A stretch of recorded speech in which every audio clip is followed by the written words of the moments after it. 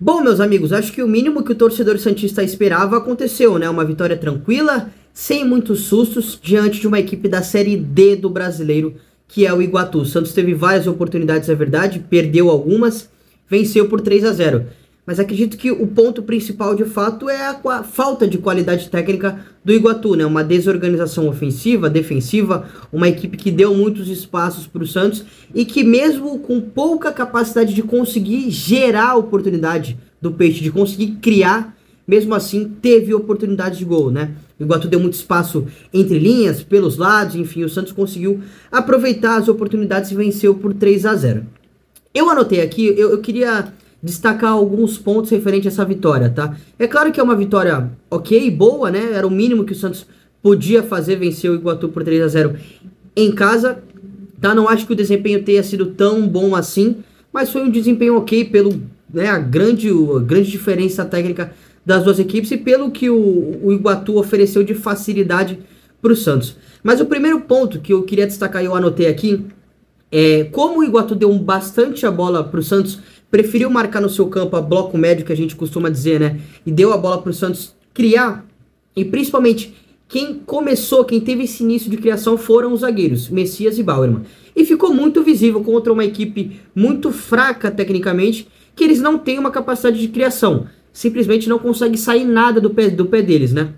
Não há aquela capacidade de achar um jogador entre linhas, de dar aquele passe mais vertical que vai acelerar o jogo, enfim, esse passe que tira a bola da zona de conforto para aquela zona de conflito, que aí os meias têm essa responsabilidade de receber entre linhas e já virar para conseguir criar outra oportunidade de gol mais à frente. Então, Bauerman e Messias mostraram que não tem essa capacidade e muito por conta disso. Rodrigo Fernandes, Dodi, João Lucas, Felipe Jonathan estavam atrás da linha da bola, então ficavam os dois zagueiros, os dois laterais e os dois volantes.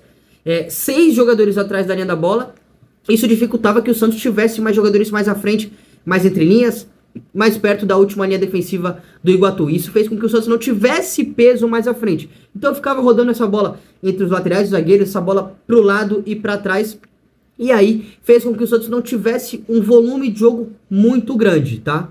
Então o primeiro ponto é esse, muitos jogadores atrás da linha da bola, muito por conta dessa falta de capacidade dos zagueiros de conseguir fazer esse passe um pouco mais diferente, mais vertical, que faça com que o Santos consiga progredir. Outro ponto que eu anotei aqui, o Santos precisa, para a Série A do Brasileiro, para a disputa da Copa do Brasil e da Sul-Americana, 2 laterais titulares.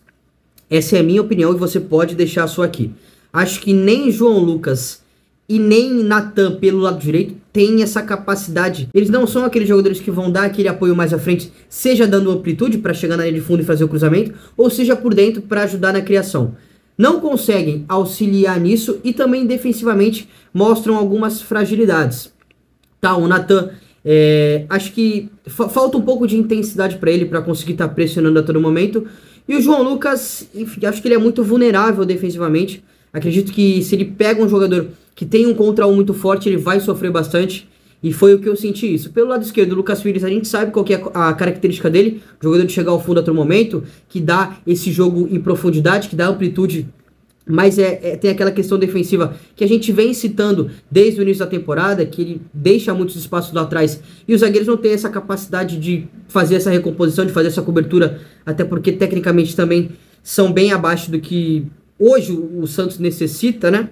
E o Felipe Jonathan, acho que é a mesma situação parecida, né, com o João Lucas. Acho que ele até tem uma capacidade de criação, de construção um pouco maior, seja por dentro ou pelo lado, ou aberto, né, dando amplitude. Mas enfim, não sinto tanta confiança assim para a disputa do Campeonato Brasileiro da Série A. Outro ponto que eu também gostaria de destacar. Vi muita gente criticando o Marcos Leonardo. É fato que ele perdeu algumas oportunidades nessa partida, algumas oportunidades que inclusive ele não costuma perder. Mas assim, gente, eu sinceramente não entendo o motivo de tá batendo a todo momento no moleque. Assim, acho que a gente tem que ter paciência com o jogador. É um moleque que tem muito potencial, sempre participou de convocações das categorias de base, junto com o Ângelo. Já vou entrar no mérito do Ângelo. É normal que ele vai errar algumas oportunidades, que vai errar tomadas de decisão. Mas assim, pra idade, um jogador nascido em 2003, nem sei se ele já completou 20 anos, enfim, É um moleque muito acima de personalidade. Eu ainda acho que ele erra menos do que a idade permite, tá? Acho que é um jogador que acerta mais do que o normal para a idade. Então eu vejo um moleque com muito potencial. Acredito que a torcida do Santos, enfim, todas as pessoas tenham que ter um pouco de mais paciência com o moleque, porque é um moleque que tem um futuro enorme e a gente tem que dar confiança, né, cara? A gente viu o que aconteceu com o Alberto, o Pirani tá sendo emprestado pro Fluminense e tá jogando bem lá, com o Diniz dando bastante confiança para ele. Então acho que a gente tem que apoiar os moleques, esses atletas. É claro que tem que haver a cobrança, mas a cobrança justa, né? Não aquela desrespeitosa, enfim. E é um moleque novo, né? Então ele pode entregar bastante pro Peixe, seja dentro dos gramados ou financeiramente, posteriormente, com uma venda. E já que eu citei o Marcos Leonardo, vou citar o Ângelo. O Ângelo, que é um ano mais novo que o Marcos, né? Nascido em 2004. É visível que ele ainda erra bastante tomadas de decisão, normal para a idade. A gente viu o passe que ele conseguiu dar para o Marcos, deixando ele na cara no gol, mas também viu ele errando o passe de 2, 3 metros. Então é um moleque que eu acredito que esteja passando por algum momento psicológico, enfim, falta de confiança. Teve aquela questão com a torcida que, bom, eu não vou entrar no mérito, eu acho que ele errou. Mas assim, é visível que ele tem potencial, que o processo de exigir ele no profissional muito cedo, ele pulou muitas etapas. Isso dificulta a lapidação dele, dificulta a maturação.